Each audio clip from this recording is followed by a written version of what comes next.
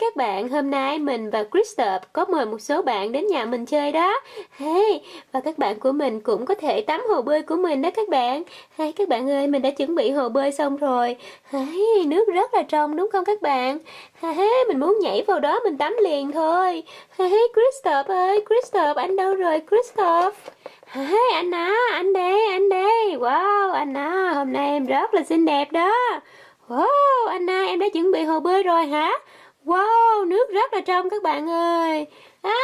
Các bạn ơi, mình mới té vào hồ bơi rồi, ướt cả mặt luôn rồi. Christopher, đi vào lấy cái khăn cho em nhanh lên đi. Anna, anh xin lỗi nha, anh đã làm em giật mình cho nên em té vào hồ bơi luôn phải không? Rất là may mắn em không té vào nguyên người, chỉ ướt mặt vào đó thôi. Rồi, đây là khăn của em đây. Rồi, để anh lau mặt cho em nha Anna. Christopher ơi, lau mặt nhanh lên đi, em ngột thở quá, khó thở quá rồi, được rồi, lấy khăn ra nhanh lên đi. Ok rồi, được rồi, anh sẽ lấy khăn ra. Wow. Rồi, em đã được khô rồi. Cảm ơn anh nghe Christopher, hôm nay em có mời một số bạn đến nhà mình chơi đó và chúng ta có thể tắm hồ bơi đó, anh thấy như thế nào Christopher? Ý kiến hay đó anh à, anh cũng rất là thích họp mặt bạn bè. Rồi, em đã chuẩn bị xong chưa? Christopher, anh hãy lại đây nhìn nước đi, rất là trong có đúng không? Các bạn ơi, mình nghĩ ra một ý kiến này, hay là mình nhờ phép thuật của anh Christopher sẽ biến nước ở trong cái hồ bơi này thành chất nhờn ma quái luôn, rồi để cho các bạn mình có thể chơi ở trong đó hết. Các bạn thấy ý kiến của mình như thế nào? Rất là hay và độc đáo có đúng không? Christopher. Được đó anh à, nhưng mà anh đã quên câu thần chú đó rồi. Thôi để anh nhớ lại xem sao. Cái gì là Rồi, được rồi, anh nhớ ra rồi anh à, anh nhớ rồi. Ok các bạn ơi, bây giờ mình sẽ đọc câu thần chú đây. Mọi người nhắm mắt lại nha. Umbala, hãy biến nước trong hồ này thành chất nhờn ma quái để bạn của ta tắm nào. Umbala, 1, 2, 3. Yeah, Anna ơi, hãy lại đây xem nào, nước trong hồ đã thành chất nhờn ma quái rồi, nó đã chuyển thành màu xanh rồi. Để anh thọc tay vào thử xem sao. Wow, các bạn ơi, đây là chất nhờn đây, gọi là slime. Wow, màu xanh đây. Christopher, để em xem nào Christopher. Wow, các bạn ơi, hãy nhìn đây. Nó hơi nhớt một chút xíu nhưng mà nhìn rất là vui đó. Mình thọc tay vào đây luôn các bạn ơi. Cảm ơn anh nha Christopher. Hình như các bạn của em đã đến rồi, thôi đi em ra đón nào. Hai Anna, hai Christopher, hai Barbie, hai Ken. Wow, Anna, hôm nay bạn trông rất là đẹp đó. Cảm ơn Barbie nha. Ủa, hai em bé đâu rồi? Bạn mới xin em bé mà. Đúng rồi, hai em bé đang ở nhà. Skipper đang giữ hai em cho mình đi chơi đó. Vậy hả? Wow, vậy hay quá. Bạn hãy lại kiểm tra cái hồ bơi này xem sao. Wow, chuyện gì đã xảy ra với cái hồ bơi này vậy? Tại sao nước đã chuyển sang màu xanh như thế này? Bạn hãy thọc tay vào thử đi Barbie. Ok. Các bạn ơi, cái này là cái gì vậy ta? Wow, nó rất là nhớt. Đây là chất nhờn ma quái đó Barbie. Vậy hả? Chất nhờn ma quái hả? Wow, mình rất là muốn nhảy vô đó thử xem sao.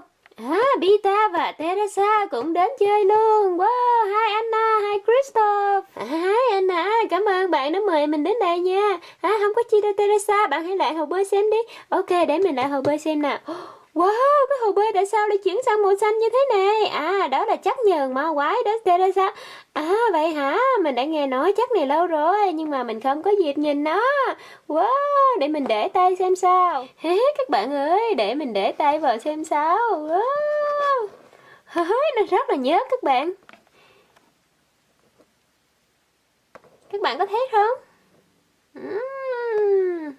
Barbie, Teresa, bây giờ thôi chúng ta hãy vào hồ bơi tắm thử xem sao. Chúng ta hãy thử cái chất nhờn ma quái này xem nó như thế nào nhé. Ok, ý kiến hay đó. Thôi để tụi mình vô nào. Các bạn ơi, thôi bây giờ mình sẽ bước vào đây. Wow, Wow. Mình có thể dùng chân xoáy nó lên như thế này. Wow.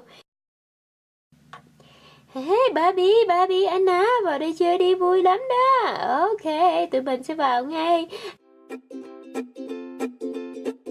Hey các bạn ơi, thôi bây giờ mình sẽ nằm xuống thử nha. Wow. Bây giờ mình sẽ lặn xuống nào. Wow, wow nhớt quá. Đúng là chắc nhờ. Wow, lên mặt của mình luôn. Wow.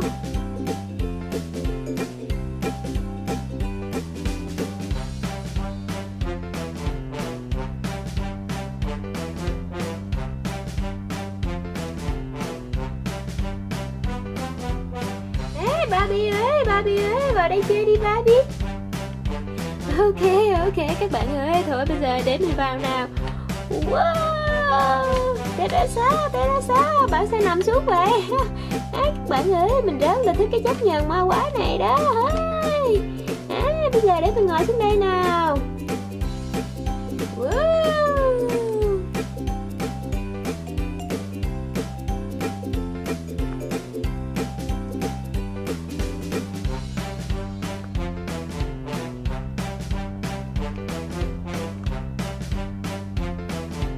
Các bạn ơi, các bạn có thấy tóc của mình hay không? Wow.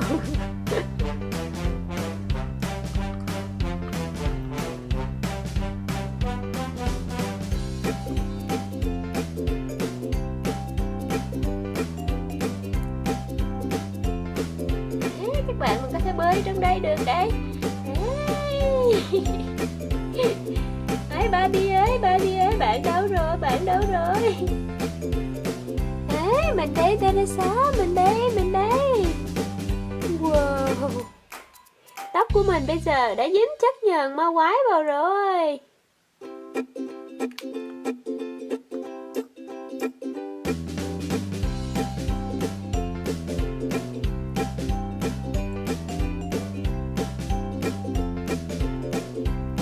Ken ơi, anh có muốn vào đây chơi không Ken? Vui lắm, yeah. Hai Pita, anh có muốn vào đây không? Ok, để anh vào thử xem sao. Wow, thấy hai bạn nữ tắm vui quá. Thôi, mình cũng vào tham gia đây. Ken ơi, bạn có muốn vào không? À không, mình chỉ muốn nói chuyện với Christopher thôi. Ok, vậy cũng được. Rồi, bây giờ mình vào nha. Wow, các bạn ơi, chơi trong đây rất là vui đó. Các bạn hãy nhìn mình đây. Wow.